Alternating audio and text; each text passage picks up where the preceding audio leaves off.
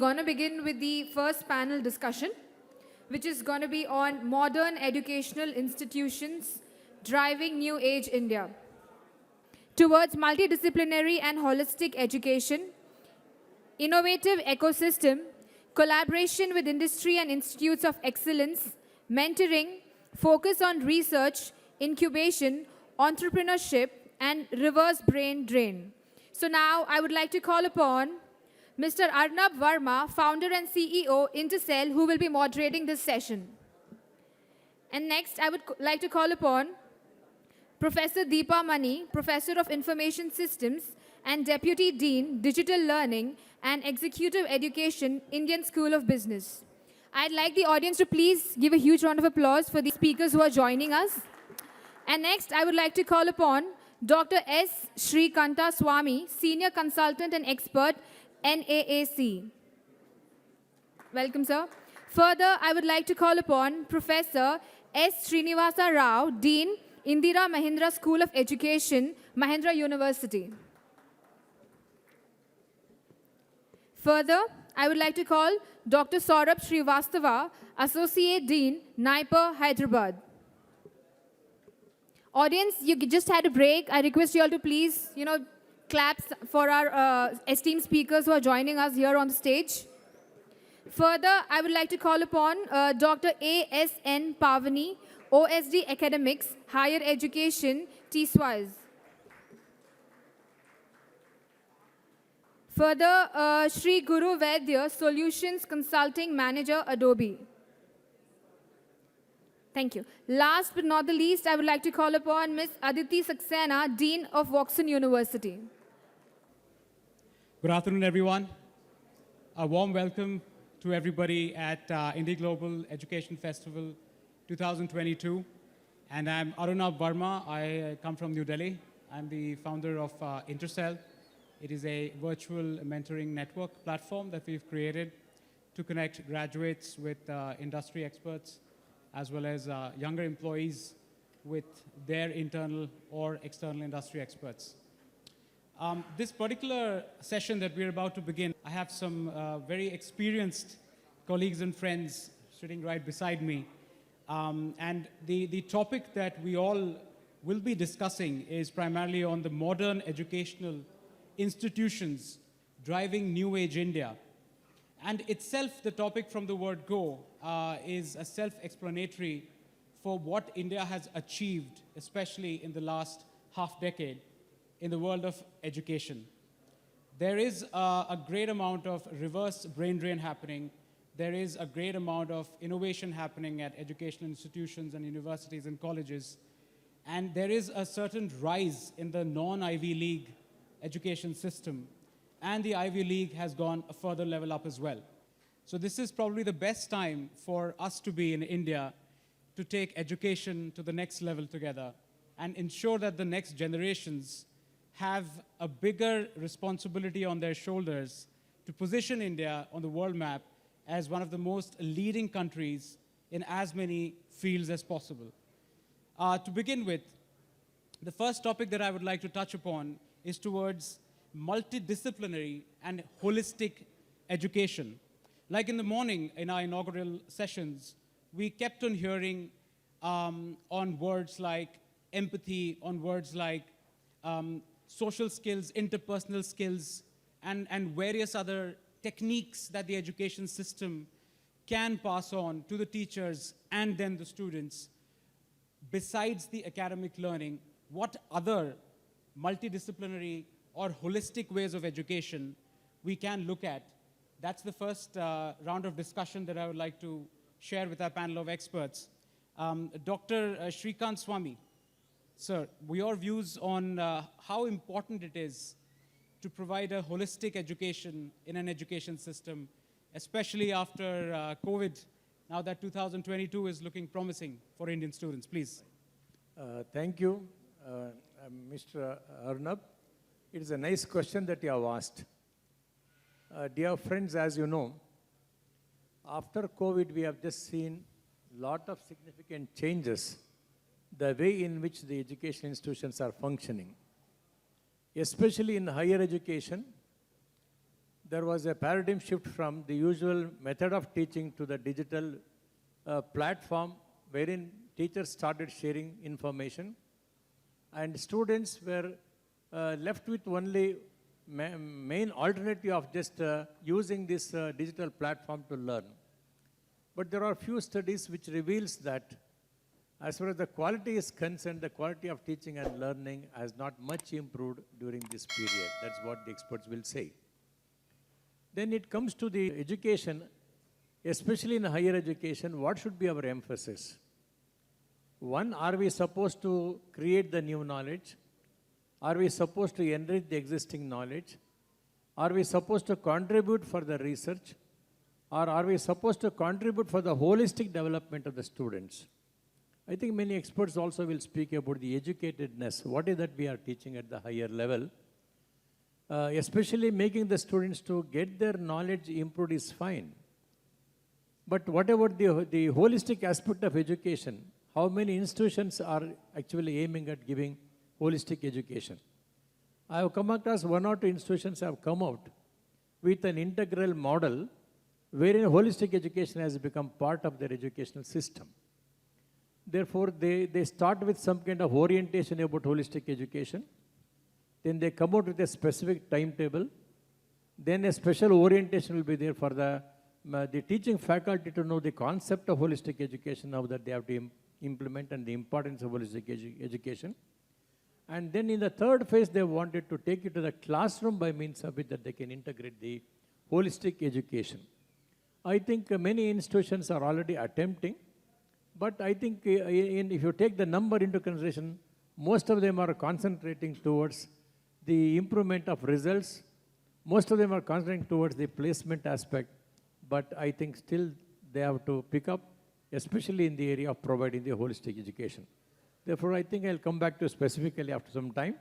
I feel that representing the National Assessment Accreditation Council, a holistic education should be given importance, without which it is not possible for education to claim that they are providing a good quality education. Thank you. Okay, great. Thank you for your words. Dr. Saxena from Watson, we were having a chat in the morning on the various new initiatives that are being taken in providing a holistic education platform. What are your takes on the same, please? I think it's a great question. I would like to add a few more points with the existing speaker. One, I think the use of ERS, ethics, responsibility, and sustainability. If we are able to teach our students ethics, responsibility, and sustainability, I think that will be a great opportunity to create a framework of holistic education. Another thing which I would like to really highlight, that is the use of Center of Excellence. Many universities, including Watson, we have started the Center of Excellence with our international partners. And I think this Center of Excellence, giving not only the student, but another major stakeholder of the education, that is the professors, the teachers, to collaborate and learn that how to teach. So I think it's a huge topic, but keeping the time limit in mind, I think two major points I would like to highlight. One is ERS, and second one is Center of Excellence, use of Center of Excellence in the education space. Great, thank you very much. Moving on to that, innovative ecosystem is something which we all hear about. Itself, innovation is something which doesn't have any boundaries, and creating an ecosystem around a boundary is always a challenge. Dr. Deepa, what in your opinion, how do you see the education institutions driving and prioritizing innovative ecosystems in the various courses that are available today, even whether it's hybrid or it's traditional courses? What do you think is the importance of driving innovative ecosystems for Indian education system, and how do you really compare it with the international education system, please? So I'm going to start by saying what is really innovation, right? What's the trouble in innovation? The innovation, it's often been said that the difficulty is not in developing new ideas. The difficulty that institutions, be it universities or organizations or think tanks, the difficulty that they face is breaking away from old ideas. That's the difficulty in innovation, right? If you looked at, for instance, the mini computer industry and the advent of the personal computer industry, the mini computer industry could have designed a PC with its eyes shut. But what they could not give up was how they were, who they were as organizations. So I think the most difficult thing in innovation is breaking away from who you are and putting on a new set of lens and eyes to view technologies, et cetera. We've talked about technology, right, a lot. And when you ask someone if I ask you folks, right, if I ask you what is the problem with online education, what's the deficit in online education? We'll say, I mean, I'm part of this as well. So all of us would say it doesn't offer interaction, it doesn't offer peer-to-peer learning, it doesn't offer networking, it doesn't offer a bunch of things. But you see, what we're doing there is we are assessing online education the way we know education. Right? We're assessing it in exactly through the lens that we have traditionally viewed education. But we cannot do that. That medium has to be assessed independently, and only then can you realize the potential of that medium. And therefore, what you need, Arnab, to your question about, what do you need to put together an ecosystem? You need to start, we need to change culture, right? We need to have the space to experiment. We need to have the space to try new ideas. We need to have research, which fuels innovation. We need partnerships. We need to be able to build organizations within organizations that can start to look at technology and innovation. That's at the organization level. At the course level, like you said, problems are complex problems. And at least for me as a business school, I think we think about more multidisciplinary.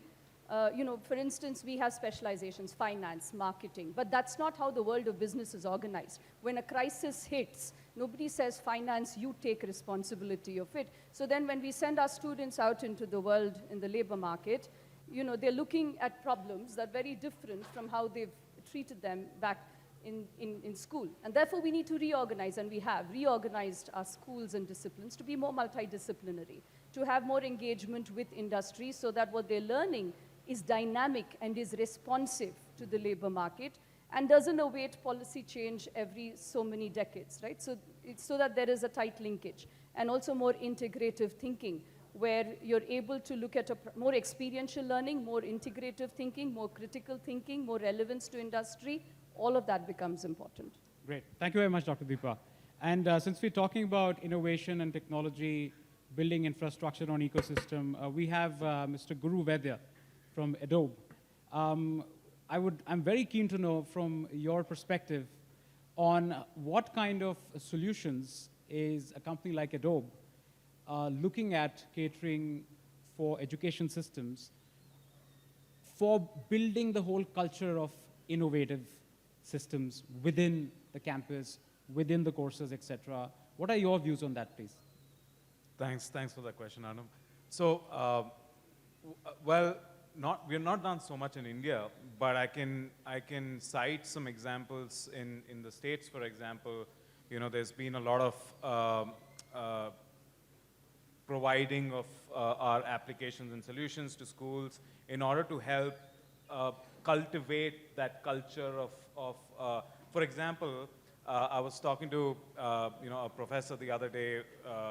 I'm forgetting the university, but essentially what he was telling me is for literature students, just to try something different, he's been asking them to make videos on poems, on poetry, or on storytelling, just to try and get them to think differently, think out of the box, and be more creative in their approach rather than the traditional ways. So that's one way in which we've been helping. But I think our goal here is to provide students with enough tools to be able to tell their stories in a very unique and effective way that would help them be more successful. Great, thank you very much. Moving on, my next question is for Professor Srinivas Rao. When we talk about collaborating with industries for the education institutions, And when we talk about mentoring, if we have a look at some data points, I'll just quickly take a minute. This is pre-COVID data. 93% of MBAs in India, they don't have jobs. 80% of engineering students, they don't have jobs. Considering the population explosion, again, pre-COVID data, 50 babies are born every minute.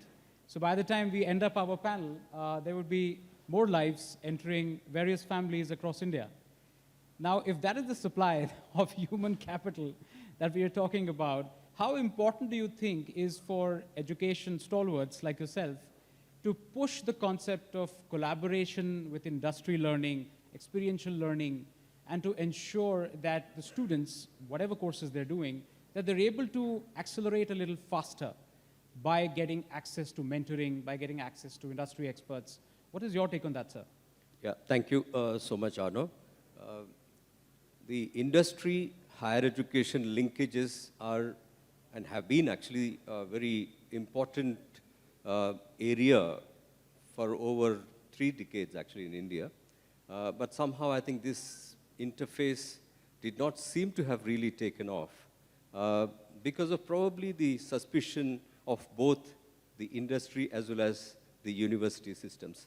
So on the one hand, actually universities believe actually that their space of freedom and autonomy is taken over by the industry if the industry comes into the university systems.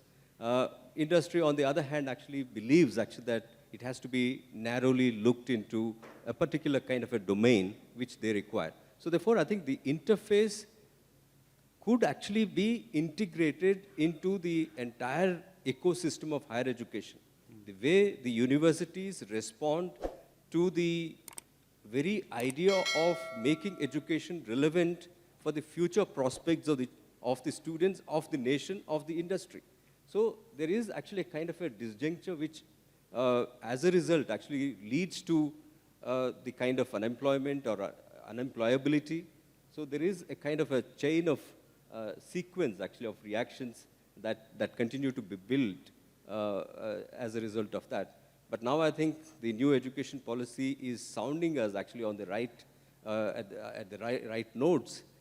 Probably, I think we require certain kind of volunteerism on the part of the university systems as well as the industry to kind of nurture both the practical elements of knowledge as well as the theoretical and more actually, knowledge for the knowledge's sake. Actually, somewhere I think the meeting point can come in actually through the dialogues. Without actually this kind of collaboration, the larger question of employment or employability, I think, will not probably be able to solve. Thank you so much. Okay, great. Thank you very much. Dr. Pavani, please. Your views on the same topic, on how important do you feel is the practical learning for a graduate, whether he wants to do his own or her own business or has a dream career in mind.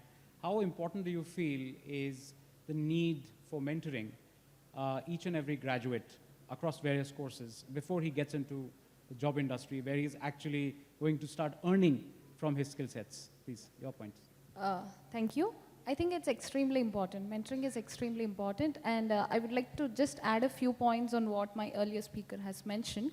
Industry has to be integrated to the academia right from the early stage, not just when the student is ready for the placements, okay? Right from designing the curriculum. We are teaching them concepts. Yes, classical concepts are important, but how relevant are they in the current job market? So right from designing the curriculum, if we could bring in the industry partners and teach the students what is relevant to the current context. Because ultimately, though you say that the goal of education is wisdom or learning, it's also employability, right? So addressing that is really important. And coming back to mentoring, how many colleges, if you go to any engineering college or everywhere, a school, college, you have placement cell, right? But do you have anywhere a career counselor? Because in higher education, we assume that the students are already fixed, they know their career choices, and that's why they've come here. But it's not true. If you talk to any BTech graduate, it's not his own choice. He's often guided by his parents or someone peers, so he just goes with the flow. So I think mentoring is very important, and career counseling and mentoring has to start from a very early stage right from the school, which most of the schools are doing right now, including our Telangana social welfare and tribal welfare schools. We have career counselors in each school where we guide right from 8th standard which options to take. And also, at the same time, it should not be neglected in colleges where we only focus on placements. We also have to talk them about career, especially in few areas like non-IT. For an IT graduate, it's very clear, right, the path. But let's say if a child is from life sciences, BSc Life Sciences, what to do after that? There has to be a dedicated career guidance cell in each and every college that they can tell the students, create awareness on the alternate career options, employment market and options available, and also the higher education prospects for that particular course. And I think all the universities or the academia and industry have to come together and maybe form a colloquium yearly to update the knowledge and then tell the students what is relevant and how to go ahead after this. I think that's more important mentoring. Thank you very much.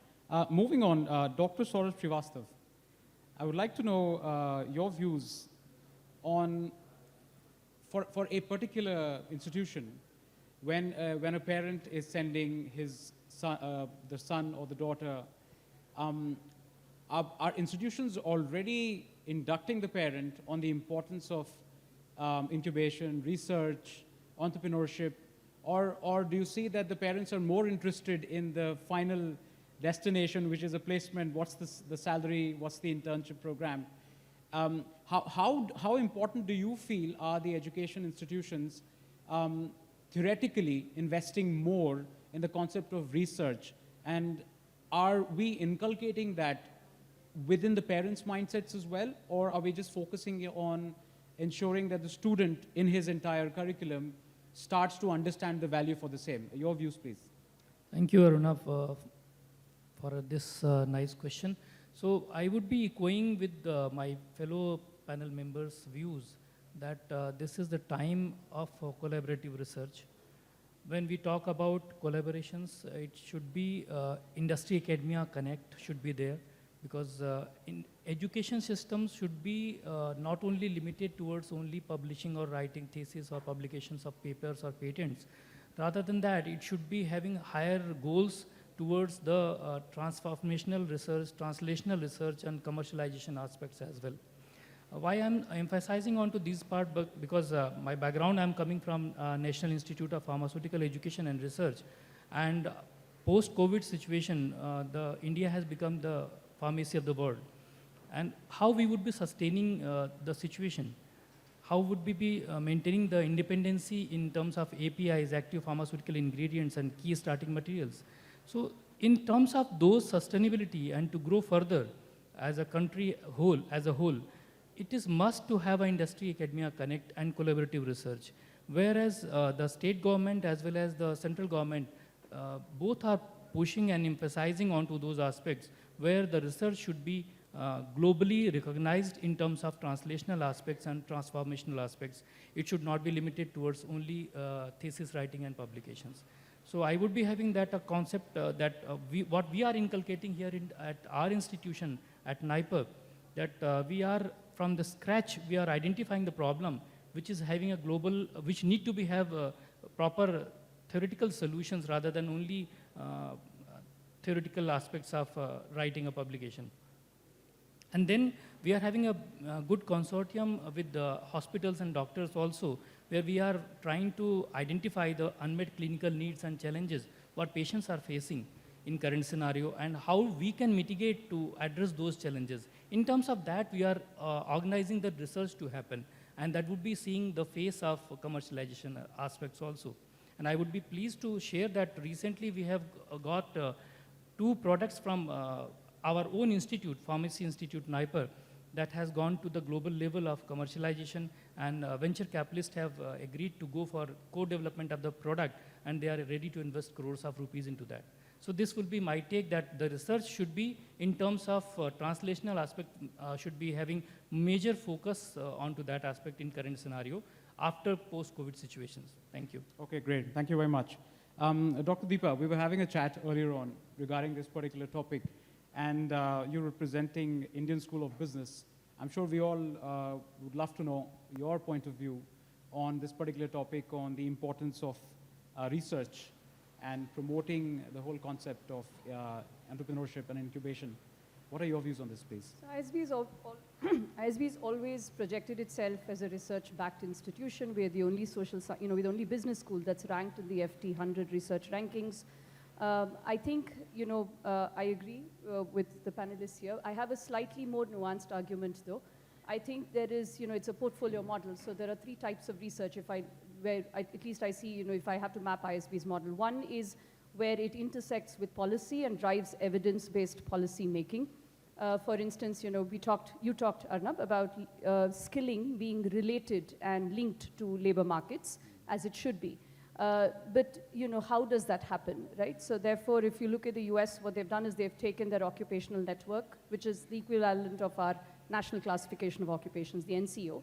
And for each one of those occupations, they dynamically assess jobs data, online jobs data, to see, for instance, how knowledge, skills, and abilities for that occupation has changed. Right? So similarly, that's something that we are also engaging here with NSDC in doing. Right? So that's an example of, for instance, evidence-based policy making. Similarly, we work with the government of Telangana extensively on various impact assessment.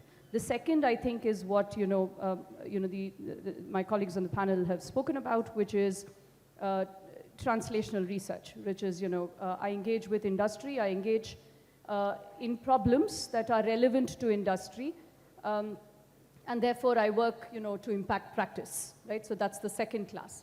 I think there is also value in research for research's sake.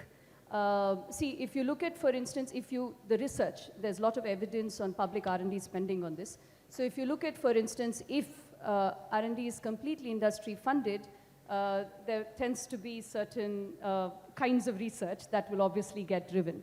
The internet would not have come, the steam engine would not have come, and a whole bunch of general purpose technologies would not have come. Therefore, it's also important for public spending on R&D and for research's sake to thrive. Right, so that the big innovations can come with general purpose technologies, etc. However, it's important, and also incentives of researchers are aligned in that direction. You can't overnight tell, if I go and tell all the research faculty in a school to say, now, you start publishing to this, it's a little difficult to affect that change. Therefore, there's also merit for research's sake. However, it's important, I think, for schools to have a portfolio model which comprises these different aspects of research. And what we've done is also build centers of research excellence in public policy, technology, pharma, healthcare, who take basic research and then translate it to industry as well as government, so, the public sphere in general. So that, I think, has some value. Okay, that's very informative. Thank you very much for sharing. Now, due to paucity of time, the last topic, I would request if we could just do a quick rapid fire, 1 minute each, if possible. Please keep it short and crisp. It's a very interesting topic, reverse brain drain. Of course, we're aware of what brain drain is, but how do we really try reverse brain drain? I was going through some data recently. In the first 3 months of 2022, 133,000 students have left India for further education. And this figure in 2021 was 450,000. And this is just the beginning of this year, and it is going to cross for sure. And pardon me for being a little controversial with the next statement. Our foreign minister, Sir Jaishankar, I was seeing in one of his interviews, his own son studies in America.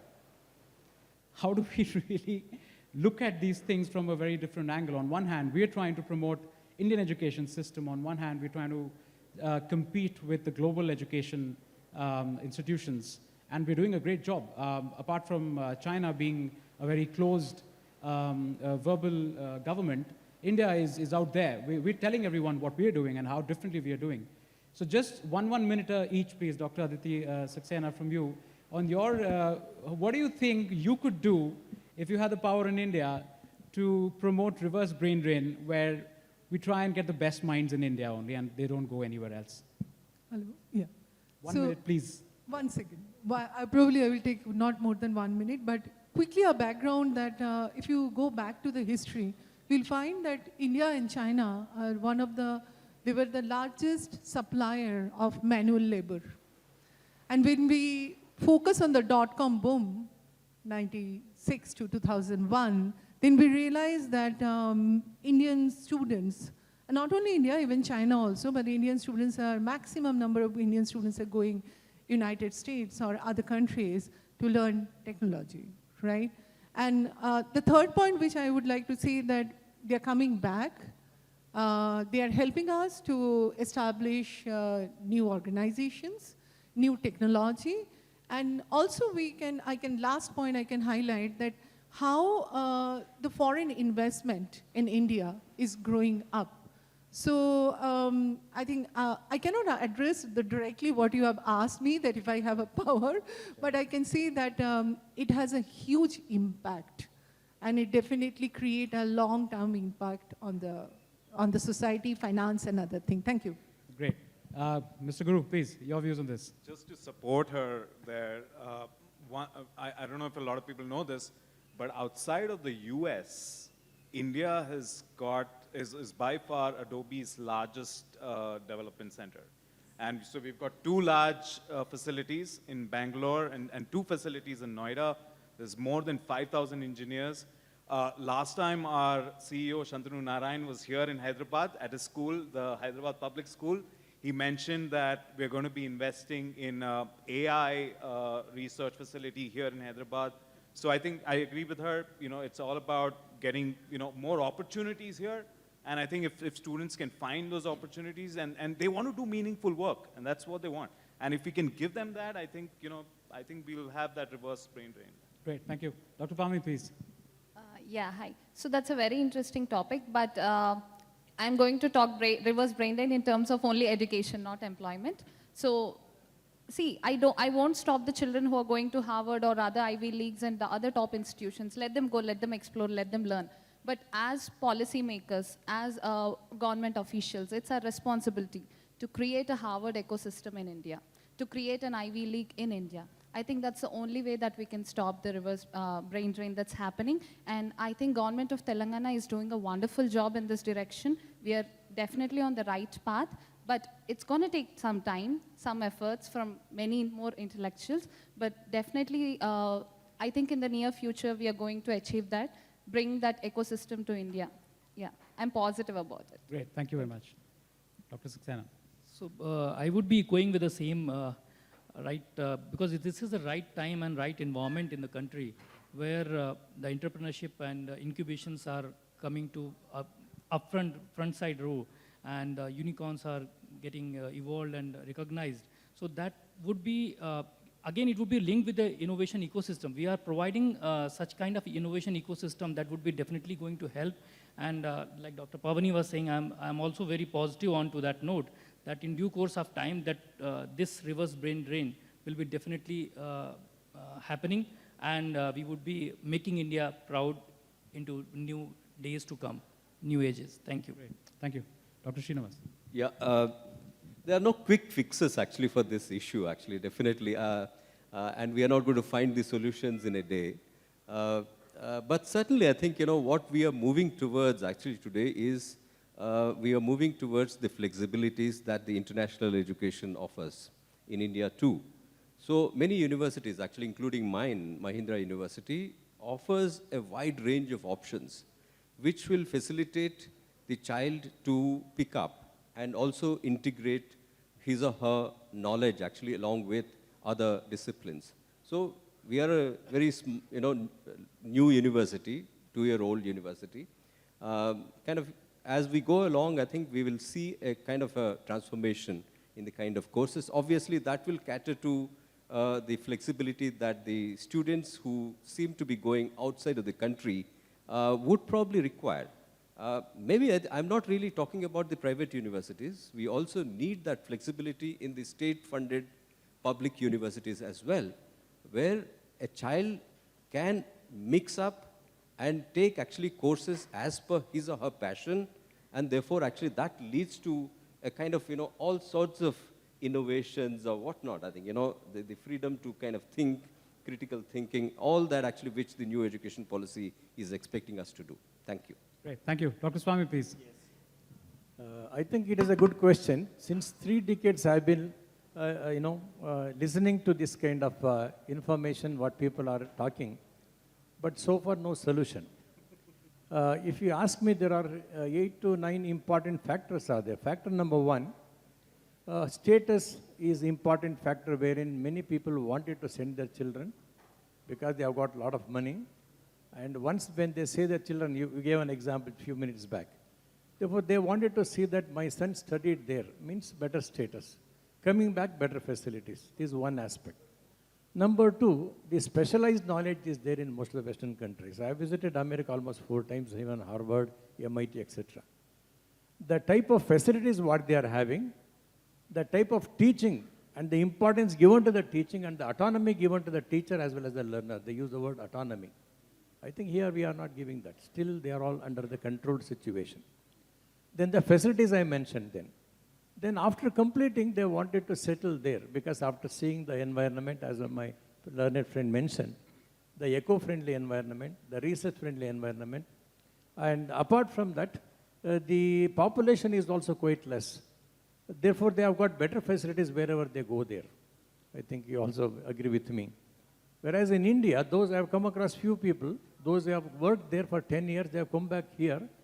There they were doing the work in a very systematic manner. After coming here, I think they have become like any other ordinary people who have studied here in our institutions. Therefore, the facilities when they come back, people expect a lot more in that way. That's why one is how to train them, how to prepare them, how to orient them so that they can be retained here before they could go. One type of orientation from all those who are concerned, including the government, which has got a greater role to do it. Second one, providing the facilities, which are very, very important. Third point, once when they come here, they say, please provide the facilities, we are going to come, they say here. Therefore, we are not ready to provide the facilities, therefore, this is another important reason. And if at all, if they are providing, the distribution is not geographically distributed properly. Like in Bangalore, known as a Silicon City, few days back, heavy rain was there. Then you know how the roads were and the traffic jam. When you wanted to shift the companies to the other countries. Like that, when we have to think it should be a long-range plan. Unless we have got a committed long-range plan, it is very difficult to bring them back here. Then bringing them back also affects our economy. Because they are there sending a lot of money here financially, the stability is also increasing. In Bangalore, on average, every family has got one son or the daughter going abroad or some other country. Therefore, a lot of economic growth is also there indirectly. Therefore, there are many issues which are connected, but if you make a sincere attempt, it is possible. One is political commitment on the part of the government, commitment on the part of the institutions which are running. They should keep this point also in mind when we are giving education to the students. We have to orient them, train them, or brainwash them, I think, in a good way, so that we can retain. That's what I want to share with you. Thank you. Thank you, Dr. Swami. Thank you. Dr. Deepa, your closing statement on how you feel can we reverse the brain drain? I was reflecting on my own personal story. I did my master's and PhD both in the US, and I came back. Therefore, so I think for me at least, and after a decade or so, I think for me at least the big thing was I went there because, the opportunity, just what Padmi had mentioned, which is there was a research ecosystem. I wanted to do a PhD in information economics. It was very specialized, like you mentioned. And, therefore, the ability to be part of that large ecosystem, so many hundreds of universities doing, the research ecosystem I thought was better shaped. I came back because of the growth opportunity, the ability to be part of growth story. And it helped that there was a research active school that was committed to research. And I think, therefore, the solution lies, in what I so strongly agree with what Padmi said, which is to create an ecosystem of schools where there is variety in thinking, where there is freedom to think, where there is an active research ecosystem.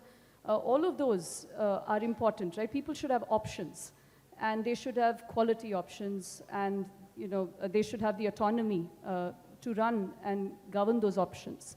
And I think the other is, what we're anyway doing, which is to, Mr. Mittal talked about it, which is we're growing the economy, we're on a path of innovation and growth. And I think to sustain that and to create economic opportunities, where there are not jobs, but wages for people. Great. Thank you very much, Dr. Deepa. And with that, we come to an end for this brilliant panel of discussion. A huge round of applause for all on the stage, please. Thank you very much for your words of wisdom and your great experience, your wealth of knowledge. And I'm sure that with the minutes that are rolled out later on by IndiGlobal team, there's a lot to learn and a lot to execute as well from all that was discussed. Thank you very much. Have a great day ahead. Thank you. Thanks to all the panel discussion members. We had a really interacting and an interesting session.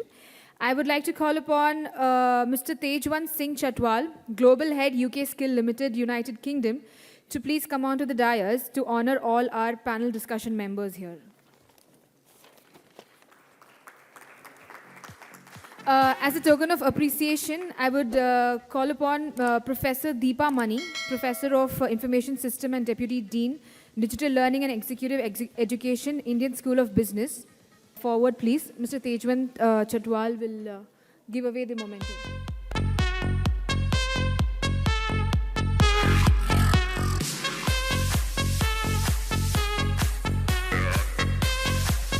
I would next like to call upon Dr. S. Srikanta Swami, Senior Consultant and Expert, NAAC.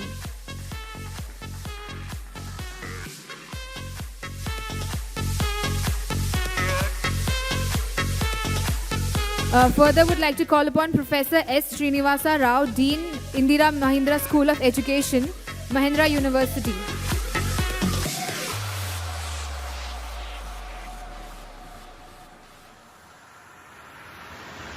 Next, would like to call upon Dr. Saurabh Srivastava, Associate Dean, Naipa, Hyderabad.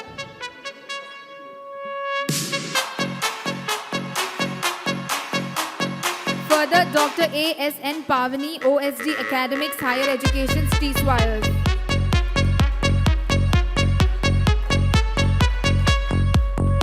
Next, I would like to call upon Sri Guru Vaidya Solutions Consulting Manager, Adobe.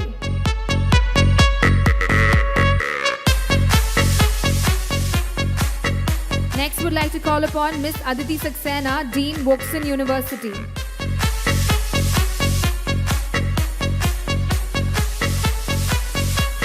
Last but not the least, the gentleman who moderated the session so very well, Arunabh Verma, founder and CEO, Intercell.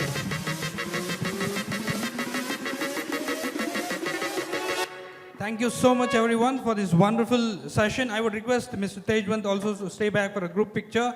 I would request the panelists to come forward with their mementos for a group picture. It would be in the memories and to cherish for.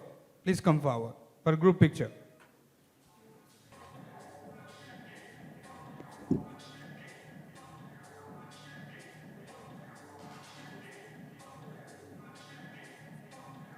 Thank you so much all for this wonderful session.